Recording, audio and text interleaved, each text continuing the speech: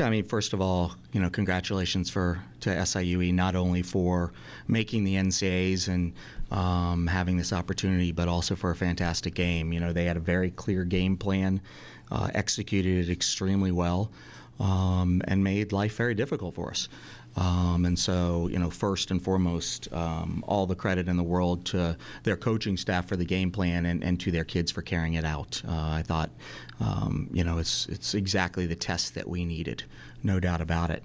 I thought that we were frustrated and played poorly in the first half. I thought we were very good in the second half. People will look at it and go, well, how did you not score? Well, we had 18 shots in the second half. We had 9 corners.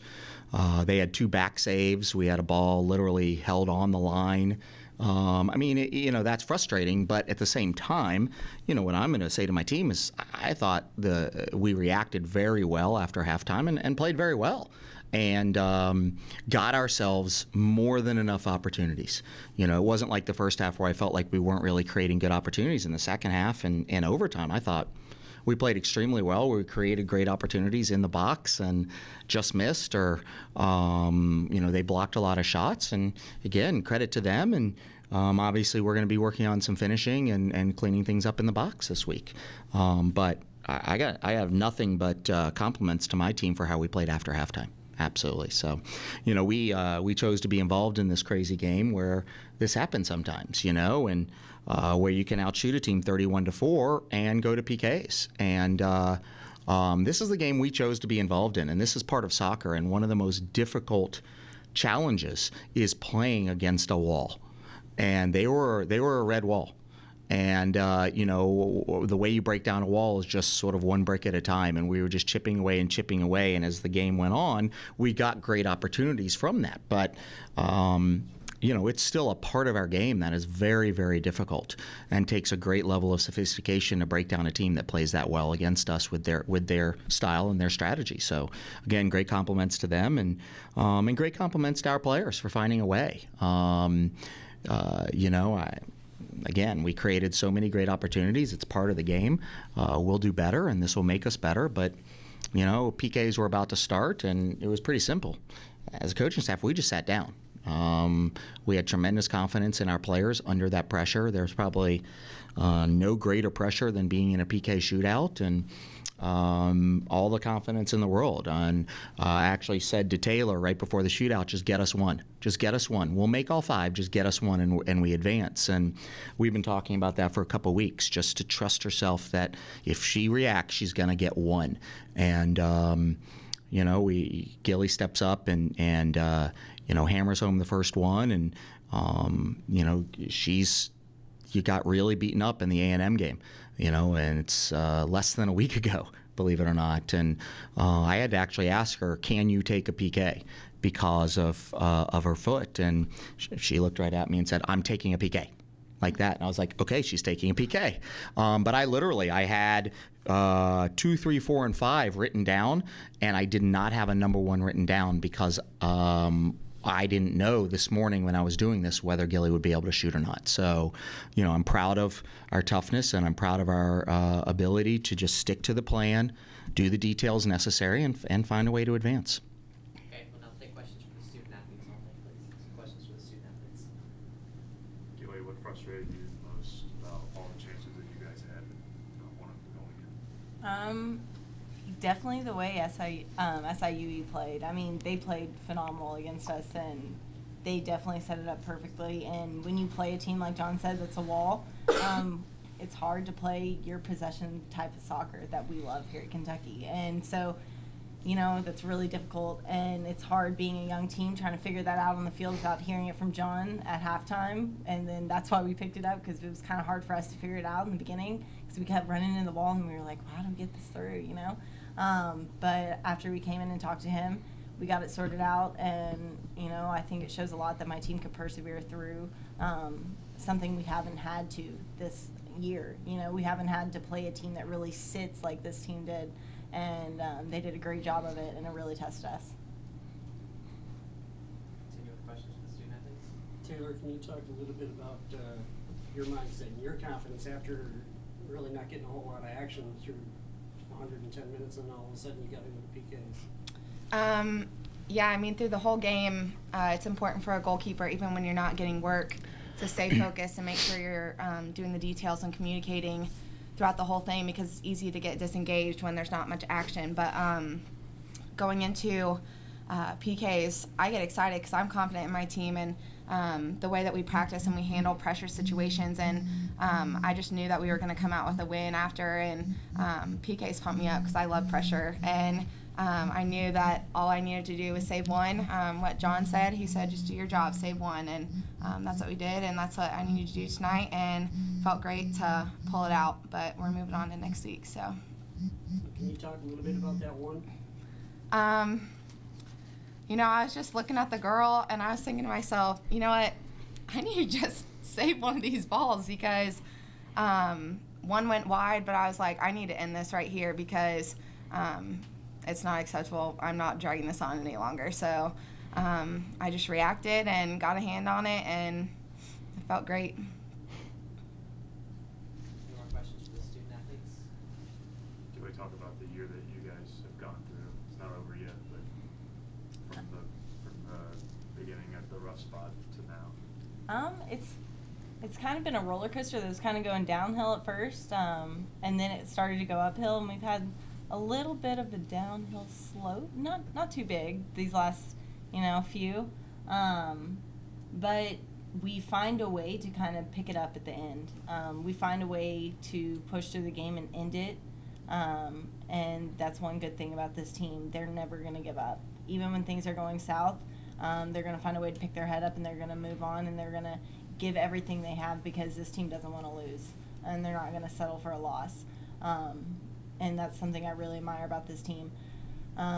It's been a great year, and it's not over yet. So I'll talk about it when it's over, but it's not over. All right, student athletes will dismiss you guys. You guys are good? Thanks, guys. Something else I just want to say, a couple quick things. First of all, I think one of the things that I thought about a lot as we were taking the penalty kicks, I was actually thinking about all the people around this program that have put so much into it this year. I mean, Dr. Capilouto's at the game. It's his wife's birthday today, and he still gets out and sees this game. I'm, inviting the team to be on the floor yesterday in front of 22,000 people to talk about the game. And I specifically referenced, two things. We have Jason Cummins, who works so hard on leadership with our program, and he's given us two big pieces that I used tonight. First is he's been talking to us about finding an excuse to win, not even find a way to win, find an excuse to win, and we've really taken that as a mantra. But the other thing is he talked to us on Thursday about how prepared we were, how trained we were, that we are trained, we are prepared for anything that can happen. And what I said to them before the PKs is, we've practiced this, we are trained. We are trained. Just do what we've trained. Just do your job. And I think that having so many other people that have invested in this, and obviously Melissa Gleason, who oversees our program, and Mitch Barnhart, and all the other coaches that I heard from, I think it's one of the things I said at halftime, just so you know, is we've got to do this for this program, but more than that, we've got to do this for this university and this athletic department. And I would be remiss if I didn't say one of the things that has made this year so special is the amount of people around our program that have been invested. Questions for Coach? How big was your sigh after Taylor saved that last shot? I know this is going to sound really strange, but I said she was going to save it. I just, when she didn't go for the third one, she didn't dive, and I thought she might have had a chance at it, and she just flinched a little bit, and then we stepped up and we made our fourth, and I said, oh, now I know why. She's written a great story. She's going to save this one. And it was, it sort of played out like we had talked about in practice. And if we get to this point, we just keep making them. We want to shoot first, and we just keep making them, and Taylor will make the save and we'll win. So,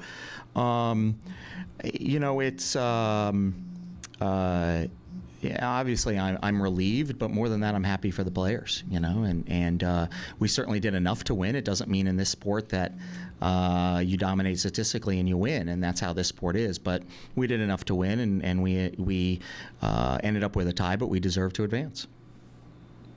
One of the things that you guys kind of changed in the second half was touching the ball a lot more, passing it off. Is that something that you talked about at halftime? Yeah, I mean, you know, what happens is when you're playing against so many players that are bunkered in like that, it's very easy to keep the ball. But that's what helps the other team. When you keep the ball and you're not dangerous, the other team feels good, you feel good. Hey, we've got the ball. And what I talked about is we had to understand that we were playing into their hands, and we had to get much wider, and we needed to overload the wide spaces and get end line and just do it over and over and over, and we'd start getting chances. And so, you know, the adjustments we really made were that I felt that we were being pretty lackadaisical because we could keep the ball without doing the work. And the irony of playing against a bunker is that as it gets tighter and tighter as you get closer to their goal, you actually have to move more, not less, to keep the ball. And so we just talked about that, and I said a few things that I probably won't repeat here about my unhappiness with our overall work, and I thought we responded and played very well. Anything else, Coach? Can you talk about, I know this is something that you've talked about a lot over the years, but somebody like Aaron who has two really good chances, one offside goal called back and then a header that's like pretty well saved, to step up while injured and take the penalty as coolly as she did. Well, I mean, that's why I left it to her, you know, and she didn't really tell me how. We knew she was hurting, but she didn't tell me how much. And when we did PKs one day earlier this week, she changed the way she did it. And I looked at her and I said, why? And she says, I just can't strike a ball. I just can't strike it.